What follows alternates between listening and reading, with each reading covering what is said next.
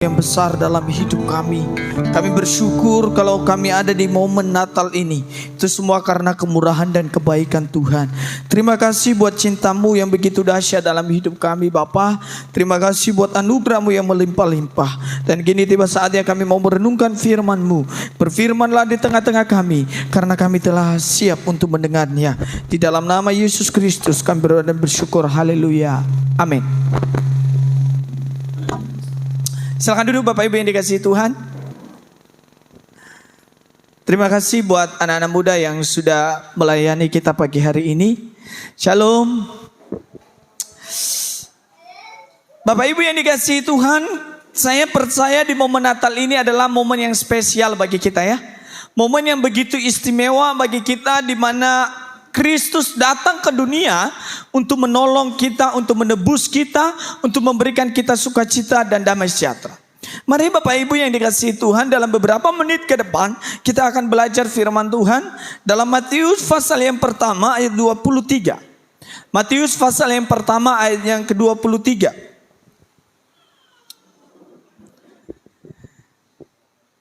Mari kita membacakannya Bapak Ibu yang dikasihi Tuhan. Matius pasal yang pertama ayat yang ke-23. 3-2 ya. Sesungguhnya anda darah itu akan mengandung dan melahirkan seorang anak laki-laki, dan mereka akan menamai dia Immanuel, yang berarti Allah menyertai kita. Amin untuk firman Tuhan. Tema kita adalah Immanuel. Immanuel, kata Alkitab, ketika kita membaca ini, maka mereka akan menamai dia Immanuel, yang berarti Allah beserta dengan kita. Kita bersyukur Bapak Ibu yang dikasihi Tuhan, kelahiran Yesus adalah sesuatu keajaiban yang pernah terjadi di muka bumi ini. Tidak ada kelahiran yang begitu luar biasa diceritakan oleh sejarawan dan juga dicatat di dalam Alkitab. Tidak ada kejadian satu manusia pun di muka bumi ini yang sama kejadiannya sama dengan Yesus Kristus. Tidak ada Bapak Ibu yang dikasihi Tuhan. Tidak ada tokoh agama manapun yang kelahirannya sudah dinubuatkan beribu-ribu tahun. Itulah sebabnya Allah itu begitu setia bagi janjinya. Allah tidak pernah berjanji tidak bisa menepatinya. Segala sesuatu yang dijanjikan oleh Allah pasti tergenapi. Lihat Bapak Ibu yang dikasihi Tuhan. Tidak ada firman Tuhan yang dilalaikan. Pasti terjadi Bapak Ibu. Immanuel, dia adalah Immanuel bagi Bapak Ibu saudara dan saya. Dialah yang menyertai kehidupan kita. Biarlah di momen Natal ini kita meyakini kata Immanuel itu menjadi bagian kita. Bukan hanya kepada Maria dan Yusuf diberikan nama itu. Bukan hanya kepada orang Israel diberikan nama itu. Tetapi bagi Bapak Ibu saudara dan saya, momen Natal adalah momen yang indah, yang begitu luar biasa, di mana kita harus berterima kasih. Saya lihat kita di sini muka-mukanya mungkin dalam hati, aduh momen Natal gitu ya. Kita jalan kemana nanti setelah selesai ibadah, kita mau jalan keliling kampung gitu ya. Kebiasaan di sini kan Bapak Ibu ya, jalan gitu rumah-rumah. Tapi saya mau ingatkan, momen Natal adalah momen di mana kita mempersiapkan hati kita kepada Yesus Kristus. Ada beberapa hal yang kita pelajari pagi hari ini Bapak Ibu. Ketika kita membaca ayat ini, maka yang pertama yang kita pelajari adalah Allah selalu hadir. Percaya tidak percaya Bapak Ibu saudara dan saya, Allah itu selalu hadir dalam kehidupan kita. Dia selalu ada dalam kehidupan kita, baik dalam keadaan suka maupun duka. Kita saja yang tidak mau bersyukur atas kehadiran Allah dalam hati kita, atas kehadiran Yesus Kristus dalam hati Bapak Ibu saudara dan saya. Itulah sebabnya di momen Natal ini, marilah kita bersandar penuh kepada Tuhan. Jangan bersandar kepada pengertian kita sendiri. Pengertian kita sendiri itu terkadang membuat kita melupakan kebaikan-kebaikan Tuhan. Allah hadir bagi Bapak Ibu saudara dan saya. Itu yang perlu kita syukuri. Dia hadir memberikan kita kemenangan. Dia hadir untuk menebus kita. Dia hadir untuk membawa kita dari manusia yang tidak berguna, yang hina, yang binasa, yang mau masuk neraka. Dia mau datang hadir bagi kita untuk mengangkat kita menjadi anak-anak kerajaan sorga.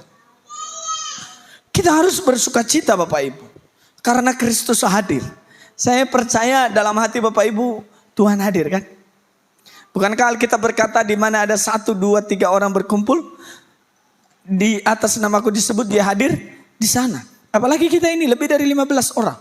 Tuhan pasti hadir di tengah-tengah kita. Hadir menemani setiap langkah hidup kita. Dia hadir dalam keadaan kita mungkin orang lain tidak bisa hadir di saat kita membutuhkan. Tapi Yesus hadir di sana. Dia memberikan kita sukacita Bapak Ibu.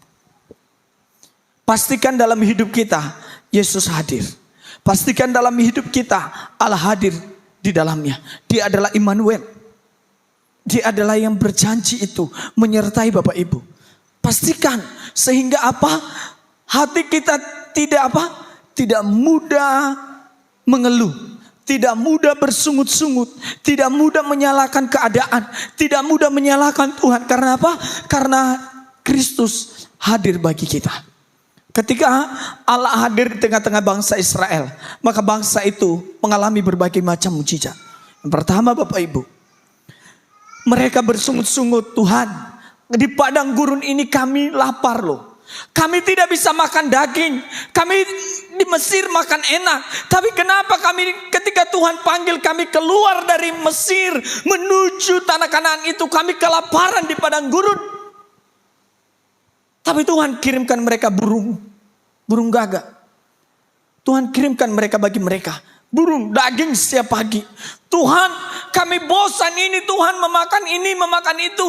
Kami mau makanan yang luar biasa. Makanya ada dalam Alkitab adalah mana? Sorgawi. Yang lahir roti, yang langsung dari sorga bagi Israel. Kenapa? Allah hadir di sana. Lalu siang hari mereka bersungut-sungut. Tuhan, siang hari ini sangat panas di padang gurun. Tidak ada rumput. Tidak ada yang bisa mengauni mereka. Tuhan kasih apa? Tiang apa? Tiang awan bagi mereka di siang hari. Di malam hari, namanya padang gurun kan Bapak Ibu? Pernah tinggal di pantai. Biasanya kalau tinggal di pantai kan dingin ya. Betul ya Bapak Ibu ya? Biasanya yang kerja-kerja di kapal pagi-pagi itu dingin. Tuhan kirim mereka apa? Tiang api. Artinya Tuhan memelihara janjinya Bapak Ibu. Secara tidak sadar pertolongan Tuhan itu sudah terjadi dalam hidup kita. Tetapi kita menganggapnya itu mah hal sepele. Saya juga bisa lakukan. Mungkin karena saya berteman dengan dia, makanya dia tolong saya. Mungkin karena saya dekat dengan dia, makanya dia tolong saya. Tapi saya mau ingatkan, Allah selalu hadir menemani kehidupan kita. Dari kita bayi sampai kita besar, sampai Bapak Ibu ganteng seperti ini, sampai ibu-ibu cantik seperti ini, Allah hadir di sana untuk menemani hidup kita. Percayalah Bapak Ibu yang dikasihi Tuhan. Yang kedua yang kita pelajari, ketika Immanuel itu hadir, maka yang kedua, dia Allah yang membimbing kita. Dia adalah Allah yang setia membimbing kehidupan kita. Itulah sebabnya Yesaya pasal 9 ayat yang ke-6. Ayat yang ke-5 sepertinya di situ sini. Coba lihat. Yesaya pasal 9 ayat yang ke-5 coba.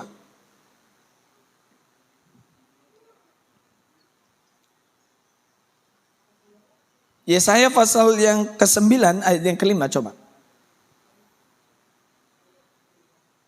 Bisa? Oke, kita membacakannya Bapak Ibu yang dikasihi Tuhan.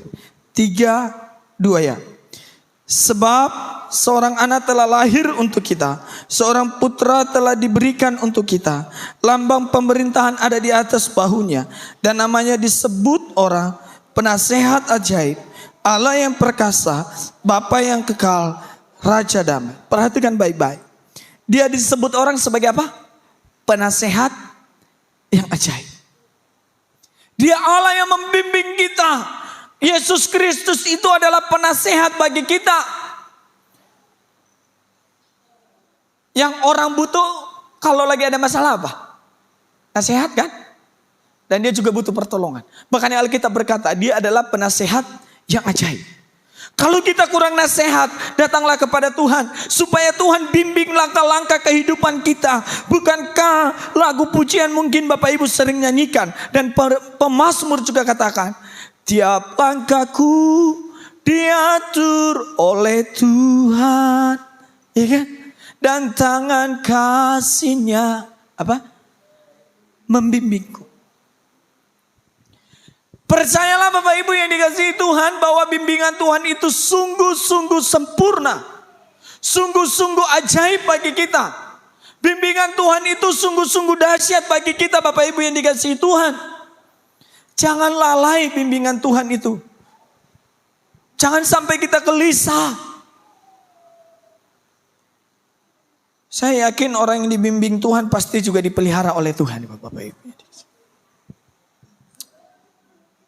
Di hari Natal ini biarlah Tuhan yang membimbing kita. Kedewasaan rohani kita, iman kita semakin bertumbuh, kepercayaan kita semakin bertumbuh kepada Tuhan. Kalau Tuhan yang membimbing kita, kita mengerti langkah-langkah hidup kita Bapak Ibu yang dikasihi Tuhan. Kita mengerti bahwa langkah-langkah hidup kita itu dipelihara oleh Tuhan. Kalau Tuhan yang membimbing kita Bapak Ibu yang dikasihi Tuhan, percayalah bimbingan Tuhan itu akan membawa kita kepada susu dan madu, tanah Kanaan. Tapi untuk sampai ke tanah Kanaan itu kita harus setia kepada Tuhan. Sehingga kita tidak melupakan Tuhan. Sehingga kita tidak melupakan anugerah Tuhan. Mazmur 25 ayat 12 berkata demikian. Siapakah orang yang takut akan Tuhan? Kepadanya Tuhan menunjukkan jalan yang harus dipilihnya. Kalau Bapak Ibu dibimbing oleh Tuhan, percayalah langkah-langkah kaki kita juga Tuhan tuntun kita sampai kepada tujuan yang Tuhan kehendaki. Kalau kita dibimbing oleh Tuhan, percayalah langkah kaki kita itu pasti dipelihara oleh Tuhan.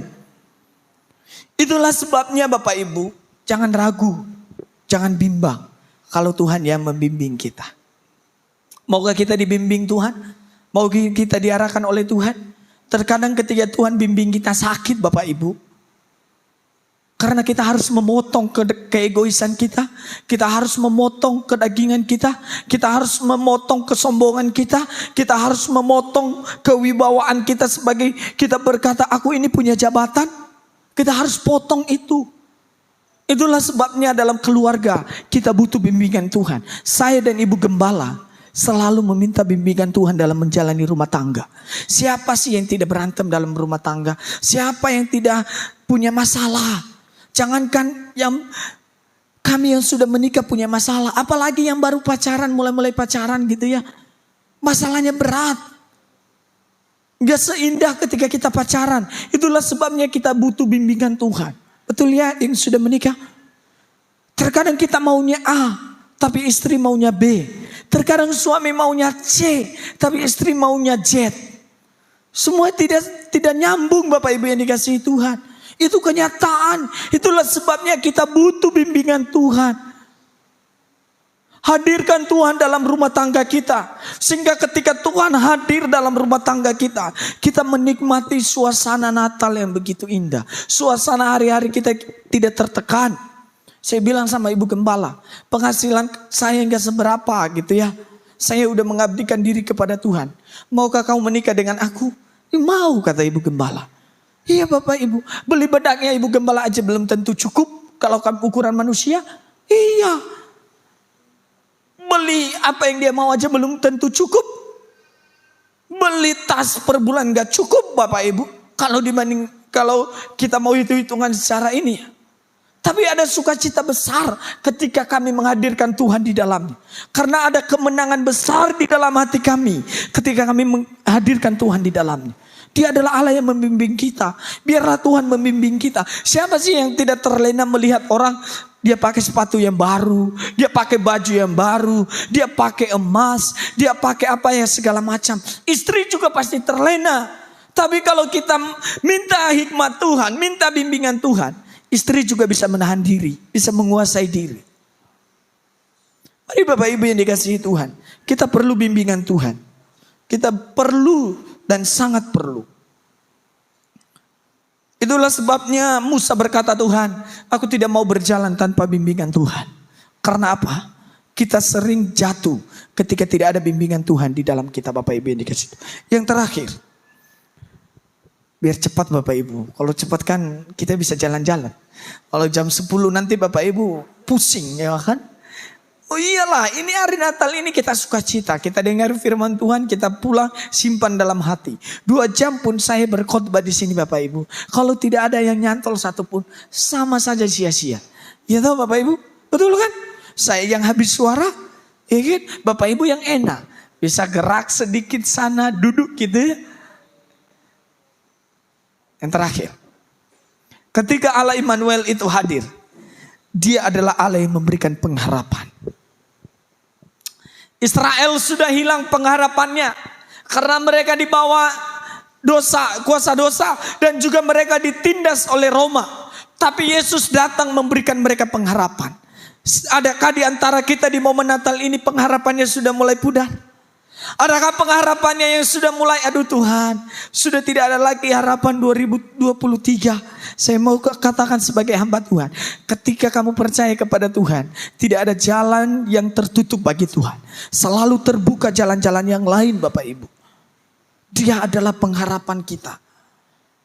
Mari coba kita melihat firman Tuhan di dalam Roma.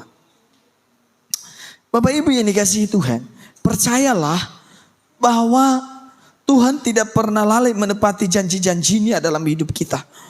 Dia adalah pengharapan kita. Jangan takut. Jangan bimbang Bapak Ibu. 2023 Tuhan akan menyertai kita lebih lagi. Dia akan selalu ada bagi kita Bapak Ibu yang dikasihi Tuhan. Dia adalah Bapa yang baik. Dia adalah Allah yang setia. Roma pasal 5 ayatnya yang kedua berkata demikian. Oleh Dia kita juga beroleh jalan masuk oleh iman kepada kasih karunia ini. Di dalam kasih karunia ini kita berdiri dan kita bermegah dalam pengharapan akan menerima kemuliaan Allah. Bapak Ibu yang dikasihi Tuhan, pengharapan kita kepada Kristus itu adalah benar. Jangan kecewa ikut Tuhan. Jangan menyesal ikut Tuhan. Jangan berkata, aduh Tuhan, tiap hari aku makan singkong terus Tuhan. Tiap hari aku makan tempe terus Tuhan. Tiap hari aku makan daun singkong terus Tuhan. Masa hidupku tidak berubah. Saya sudah ikut ibadat tiap minggu. Saya sudah berdoa. Saya sudah memuji Tuhan. Saya mau ingatkan, kalau hal itu terjadi, nikmati aja prosesnya dulu. Percayalah. Janji Tuhan ya dan amin. Asalkan jangan juga kita malas-malasan. Kalau kita malas-malasan kan susah juga Bapak. Apa yang kita bisa kerjakan, kerjakan. Ayat yang keempat, Roma pasal yang kelima, ayat keempat dan kelima. Dan ketekunan menimbulkan tahan uji. Dan tahan uji menimbulkan pengharapan. Ketekunan kita itu menimbulkan tahan uji. Dan ketika tahan uji itu ada, maka menimbulkan apa? Pengharapan. Tahan uji Bapak Ibu. Kristus mau datang untuk menebus kita. Itu pengharapan kita. Bahwa kita kelak akan berjumpa secara pribadi dengan Yesus. Dan berkata terima kasih ya Tuhan. Ayat yang kelima. Dan pengharapan. Coba tampilkan ayat yang kelima deh. Roma pasalnya yang 5 ayat kelima. Roma pasal 5 ayat yang kelima.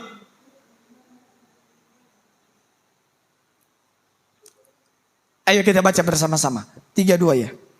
Dan pengharapan tidak mengecewakan. Karena kasih Allah telah dicurahkan di dalam hati kita oleh Roh Kudus. Yang telah dikaruniakan kepada kita. Garis bawahi dalam hatimu bahwa pengharapanmu kepada Tuhan itu tidak pernah mengecewakan. Adakah Bapak Ibu jemaat Tuhan di sini tahun 2022 ini tidak pernah makan? Pasti ada jalannya Tuhan. Ada jalannya Tuhan untuk menolong kita. Adakah di antara kita yang pernah berkata, Tuhan, aku pengen minum es, tapi tidak ada uang. Pasti ada jalan Tuhan. Betul Bapak Ibu. Ada saja jalan Tuhan untuk menolong kita. Percayalah Bapak Ibu, pengharapanmu kepada Tuhan tidak pernah mengecewakan.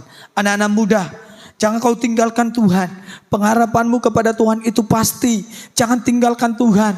Jangan duakan Tuhan. Sungguh-sungguh cari Tuhan. Kalau Tuhan berikan kita pekerjaan yang baik, itu anugerah Tuhan. Itu adalah bentuk pemeliharaan Tuhan bagi kita. Sekali lagi saya membacakan ayat ini. Dan pengharapan tidak mengecewakan, karena kasih Allah telah dicurahkan bagi saya dan Bapak Ibu semua di dalam hati kita. Kasih Kristus telah dicurahkan. Itulah sebabnya Kristus mau datang bagi kita. Firman telah menjadi manusia dan diam di antara siapa? Di antara kita. Percayakah Bapak Ibu bahwa firman itu telah menjadi manusia? Kalau Tuhan mau jadi apa saja itu terserah Tuhan. Tapi yang saya tahu, saya adalah orang yang dikasihi Tuhan. Yang saya tahu, Bapak Ibu semua adalah orang yang dikasihi Tuhan. Bukan orang yang tidak punya pengharapan. Tahun 2023 kan seminggu lagi ini ya. Bulan Desember ini kan seminggu. Nanti hari Sabtu tanggal 31, baru hari Minggunya tanggal berapa? Tanggal 1. Artinya kita sudah ditolong Tuhan 1 tahun belum Bapak Ibu. Yang dimana orang khawatir tahun 2022 corona makin merajalela, betul ya? Tapi coba lihat jemaat di sini. Saya lihat hanya masih tinggal 2 yang pakai masker, setia pakai masker di sini. Ada Andre dan Pak Didi. Tahun 2022 kita ke mall tanpa masker, kita diusir, betul ya? Kita dimarahin. Tapi coba sekarang. Tahun 2021 kemarin ya. Tahun 2022 udah mulai berubah. Ya kan? Kita ke mall tanpa masker pun gak apa-apa. Ya kan? Perhatikan, dalam masa kesusahan sekalipun ada pengharapan Bapak Ibu. Ya, dalam masa kesusahan apapun ada pengharapan di sana. Percayalah dalam tahun 2023 nanti kita menyambutnya, ada kemenangan yang Tuhan sedang sediakan bagi kita. Doakan, imani, bertindak dengan iman sehingga kita bisa melihat kemuliaan Allah. Ayat yang ke-6 Bapak Ibu saya membacakannya. Karena waktu kita masih lemah, Kristus telah mati untuk orang-orang durhaka pada waktu yang ditentukan oleh Allah. Kristus datang untuk menebus setiap kita.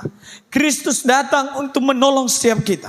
Kristus datang untuk memberikan kita pengharapan. Jadi di momen Natal ini, kuatkan kepercayaanmu kepada Tuhan. Kuatkan hatimu, kuatkan imanmu. Percayalah janji Tuhan tergenapi dalam kehidupan kita masing-masing. Amin untuk firman Tuhan. Mari kita tunduk kepala, kita berdoa. Terima kasih Bapak yang baik, kami bersyukur atas anugerah Tuhan yang melimpah-limpah dalam hidup kami. Ajarlah kami untuk terus berharap Engkau adalah Allah Immanuel yang hadir di hidup kami untuk memberikan kami sukacita, untuk memberikan kami kemenangan demi kemenangan, untuk mengubah hidup kami dari yang tidak punya pengharapan menjadi punya pengharapan, dari orang-orang yang binasa menjadi orang-orang yang ditebus oleh Kristus. Terima kasih Bapak yang baik, di dalam nama Yesus Kristus kami berdoa dan bersyukur. Haleluya. Amin. Saya kembalikan kepada pemimpin pujian dan